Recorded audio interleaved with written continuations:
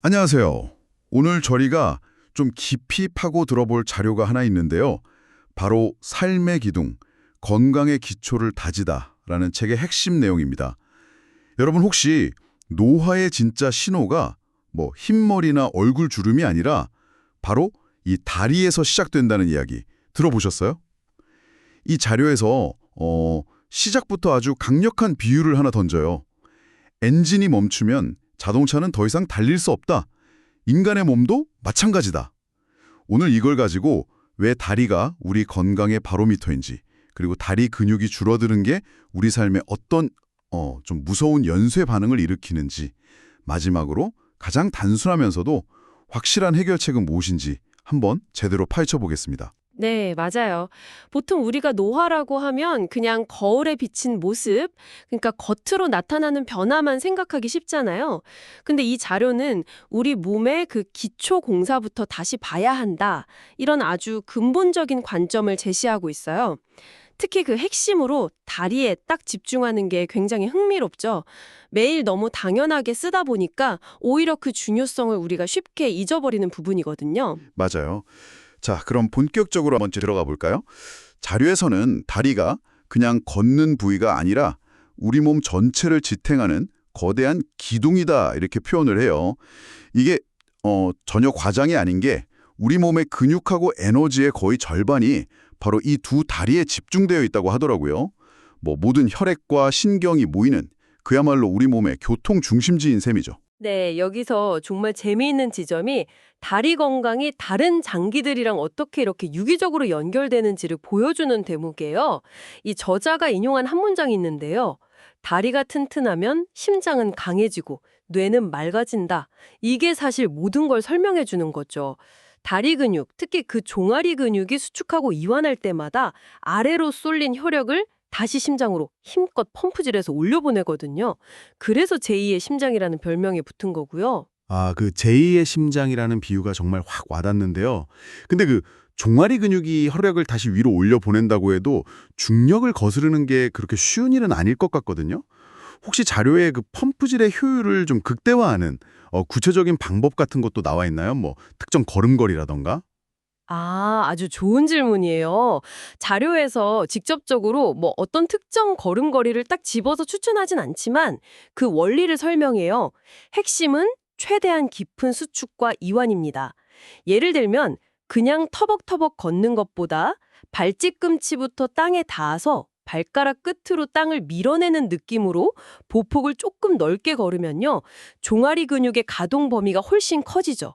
이게 바로 펌프를 더 깊게, 더 힘차게 누르는 효과를 내는 거예요.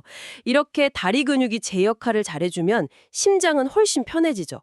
혼자서 온몸으로 혈액을 보내야 할 부담을 다리가 나눠서 져주는 셈이니까요. 아하, 그러니까 같은 걷기라도 어떻게 걷느냐에 따라서 심장에 가는 부담을 덜어주는 정도가 달라질 수 있다 이 말씀이시군요. 흥미롭네요. 정확합니다. 그리고 그 효과는 심장에만 머무르지 않아요. 원활한 혈액순환은 곧 뇌로 가는 산소와 영양분 공급이 활발해진다는 뜻이거든요. 그럼 자연스럽게 뇌 기능이 활성화되고 인지 능력이 유지되는, 그러니까 맑은 뇌를 지키는 데 결정적인 기여를 하는 거죠. 그래서 이 책에서 걸음걸이만 봐도 그 사람의 건강을 알 수 있다는 연구 결과를 인용하는 거예요. 힘차고 안정적인 걸음걸이는 단순히 다리 힘이 좋다 이걸 넘어서서요. 심장과 뇌를 포함한 전신 시스템이 유기적으로 잘 돌아가고 있다는 가장 확실한 증거인 셈이죠. 걸음걸이가 전신 건강의 스냅샷이란 말이 참 와닿네요. 근데 생각해보면 나이가 들수록 걸음걸이가 좀 불안정해지고 보폭도 좁아지는 분들이 많잖아요. 이게 바로 자료에서 말하는 사람은 다리부터 늙는다는 현상이랑 직접 연결되는 거겠죠. 네, 바로 그게 핵심적인 신호입니다. 이 말이 결코 과장이 아닌 게요. 노화 과정에서 우리 몸이 겪는 변화 중에 가장 두드러지고 또 가장 치명적인 게 바로 근육 감소거든요. 자료에서는 이걸 근감소증, 의학용어로는 사코페니아라는 용어를 쓰는데요. 40세 이후에 특별한 운동이 없으면 10년마다 근육량이 평균 8%씩 감소하고요. 이 속도가 70세 이후에는 무려 15%로 급격히 빨라진다고 경고하고 있어요. 잠깐만요. 70세 이후에는 10년에 15%요? 8%도 적은 게 아닌데 거의 2배 가까이 빨라지는 거네요. 정말 무서운 속도인데요. 그렇죠. 특히 허벅지처럼 우리 몸에서 가장 큰 근육 덩어리가 가장 먼저 그리고 가장 빠르게 위축이 돼요. 여기서 더 심각한 건 근육만 약해지는 게 아니라는 점이에요. 근육이 약해지면 뼈를 자극하는 물리적인 힘도 줄어들잖아요. 우리 뼈는 적절한 압력과 자극을 받아야 밀도를 유지하는데 그 자극이 사라지니까 뼈 속의 칼슘이 서서히 빠져나가고 골밀도가 낮아지는 현상이 같이 발생해요. 뭐랄까, 근육이랑 뼈는 서로를 지지하는, 함께 강해지거나 함께 약해지는 운명 공동체인 셈이죠. 근육과 뼈가 함께 약해진다. 그게 구체적으로 어떤 위험으로 이어지는 건가요? 가장 직접적인 위험은 바로 골절입니다. 근육이라는 완충제가 얇아지고 뼈 자체가 푸석푸석해졌기 때문에 젊었을 땐 그냥 툭 부딪히고 말았을 작은 충격에도 뼈가 쉽게 부러질 수 있어요. 특히 이 자료가 아주 강력하게 경고하는 건 고관절 손상입니다. 고관절 골절은 정말 위험하다고 들었어요. 저희 한번이 친구분도 겨울에 빙판길에서 한번 넘어지신 후에 계속 고생하셨거든요. 맞아요. 고관절 골절이 무서운 진짜 이유는 단순히 뼈가 부러져서가 아니에요. 이 자료의 표현을 빌리자면 그 순간 노수의 고속도로에 올라타는 것과 같다고 해요. 몇 달간 꼼짝없이 누워있는 동안 허벅지 근육은 솜사탕처럼 녹아내리고 폐는 기능이 약해져서 작은 감기에도 폐렴으로 번지기 쉬워지죠. 활동 불능이 전신 쇠약으로 이어지는 정말 끔찍한 도미노가 시작되는 거예요. 이게 바로 다리 근육 검소가 단순한 노화 현상이 아니라 삶의 질과 수명을 좌우하는 결정적인 변수가 되는 이유입니다. 저희 아버지께서도 등산 후에 무릎이 시큰거린다고 하실 때가 있는데 전 그냥 무리하셨나 보다 했거든요. 그런데 지금 들어보니까 그것도 근육이 뼈를 충분히 보호해주지 못한다는 신호일 수도 있겠네요. 이 내용을 좀 알려드려야겠어요. 심지어 이 자료에는 더 충격적인 데이터도 나와요. 허벅지 둘레가 1cm 줄어들 때마다 당뇨병 발병 위험이 남성은 8.3%, 여성은 9.6%씩 증가한다는 연구 결과예요. 허벅지 근육이 우리 몸의 혈당을 저장하고 사용하는 가장 큰 창고인데 그 창고가 작아지니까 혈당 조절 능력이 뚝 떨어지는 거죠. 단순히 힘의 문제가 아니라 대사 질환의 직접적인 예측 변수가 되는 셈이에요. 와, 허벅지 둘레가 당뇨병 위험하고 직접 연결된다니 이건 정말 처음 듣는 이야기네요. 다리 근육이 이렇게까지 중요할 줄은 몰랐습니다. 듣다 보니 좀 암울한 기분마저 드는데요. 이 피할 수 없어 보이는 노화의 속도를 대체 어떻게 늦출 수 있을까요? 다행히 이 자료는 절망편에서 끝나지 않습니다. 아주 희망적인 해결책을 제시하거든요.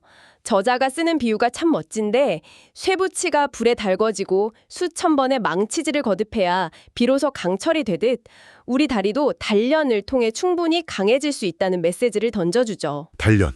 좋습니다. 그런데 단련이라고 하면 왠지 헬스장에서 무거운 역기를 들고로 땀 흘리는 모습이 떠오르는데요. 보통 그렇게 생각하기 쉽죠. 그런데 이 자료가 내놓은 결론은 놀랍도록 간단해요. 가장 좋은 방법은 걷는 것입니다. 걷고 또 걷는 것. 잠깐만요. 걷는 게 전부라고요? 솔직히 조금 허무하게 들리기도 하는데요. 온갖 복잡한 운동기구나 방법들이 있는데 자료가 내놓은 최종 결론이 고작 걸어라라니. 이게 정말 최선이라고 단언하는 특별한 이유가 있나요? 네, 바로 그 반응을 이 저자도 예상했던 것 같아요. 그래서 아주 명쾌하게 설명합니다. 걷기가 가장 단순하면서도 가장 확실한 길 이유는 이게 특정 부위만 단련하는 운동이 아니라 다리 근육 전체를 사용하게 하고 뼈에 가장 이상적인 자극을 줘서 골밀도를 유지하게 하고 또 심폐 기능을 향상시키는 가장 완벽한 기본 전신 운동이기 때문이라는 거죠. 복잡한 운동 계획을 세우고 작심삼일로 끝내는 것보다 매일 꾸준히 걷는 습관이야말로 우리 다리를 강철로 만드는 가장 현실적이고 강력한 방법이라는 겁니다. 그러니까 화려한 기술보다는 기본기의 중요성을 강조하는 거군요. 걷고 또 걷는다는 건 결국 꾸준함을 말하는 거고요. 맞아요. 그런데 자료는 여기서 멈추지 않아요. 걷기가 훌륭한 기초공사인 건 맞지만 강철 같은 다리를 위해서는 두 가지를 더하면 훨씬 효과적이라고 제안하거든요. 그게 뭔가요? 첫째는 충분한 단백질 섭취예요. 운동이 망치질이라면 단백질은 강철을 만드는 쇠붙이 원료라고 비유하죠. 아무리 망치질을 해도 원료가 부족하면 근육을 만들 수 없으니까요. 특히 나이가 들수록 단백질 흡수율이 떨어지기 때문에 젊을 때보다 오히려 더 의식적으로 챙겨 먹어야 한다고 강조해요. 망치질과 쇠붙이 원료라니 비유가 귀에 쏙쏙 들어오네요. 그럼 두 번째는요? 두 번째는 아주 간단한 저항 운동을 추가하는 거예요. 예를 들어 의자에 앉았다가 엉덩이가 의자에 닿기 직전까지만 내려갔다가 다시 일어서는 동작, 이른바 체어 스쿼트 같은 거죠. 이게 왜 중요하냐면 걷기만으로는 자극하기 힘든 허벅지 앞쪽, 대퇴사두근을 직접적으로 깨워주는 가장 효과적인 방법이기 때문이에요. 이 근육이 바로 무릎 관절을 보호하고 우리가 계단을 오르내리는 힘의 원천이거든요. 아하, 걷기로 전반적인 체력을 다지고 단백질로 재료를 공급하고 스쿼트 같은 저항 운동으로 원하는 부위를 집중적으로 단련하는 거군요. 이제야 완벽한 그림이 그려지네요. 그렇죠. 이 세 가지가 맞물려 돌아갈 때 비로소 노화의 속도에 맞서 싸울 수 있는 단단한 다리를 만들 수 있다는 게 이 자료의 핵심적인 솔루션입니다. 좋습니다. 오늘 정말 많은 걸 배웠네요. 한번 정리해 보겠습니다. 첫째, 진정한 노화는 피부나 머리카락이 아니라 우리 몸의 근육, 특히 다리에서부터 근감소증이라는 이름으로 시작된다는 것. 둘째, 다리 건강은 단순히 걷는 능력의 문제가 아니라 제2의 심장으로서 심장과 뇌 건강에 직접적인 영향을 미치고 심지어 허벅지 둘레는 당뇨병 발병 위험까지 예측하는 중요한 지표라는 점. 그리고 마지막으로 가장 중요하게도 이 노화의 속도를 늦추고 다리를 강철처럼 단련하는 가장 확실한 방법은 걷기라는 기초 위에 단백질 섭취와 간단한 저항 운동을 더하는 3단계 전략이라는 것이었습니다. 네, 이걸 좀 더 큰 그림과 연결해 본다면 우리가 오늘 내딛는 한 걸음, 식택에서 챙겨 먹는 단백질 한 조각, TV 보면서 하는 스쿼트 한 번이 단순히 현재의 건강을 위한 활동일 뿐만 아니라 미래의 내 삶의 질, 즉 누군가의 도움 없이 내 두 발로 걷고 여행하며 활기찬 노년을 보내기 위한 가장 중요한 투자라는 의미가 되죠. 우리는 지금의 작은 실천을 통해 미래의 나에게 건강과 자유를 선물하는 셈이에요. 그래서 자료는 이렇게 끝을 맺습니다. 다리를 단련하라, 걷고 또 걸어라. 이보다 더 명확하고 강력한 메시지는 없을 거예요. 오늘 여러분의 걸음걸이는 미래의 여러분에게 어떤 이야기를 들려주고 있을까요? 그리고 그 이야기를 긍정적으로 바꾸기 위해 지금 당장 내디딜 다음 한 걸음은 어디를 향해야 할까요? 한번 생각해 볼 만한 질문인 것 같습니다.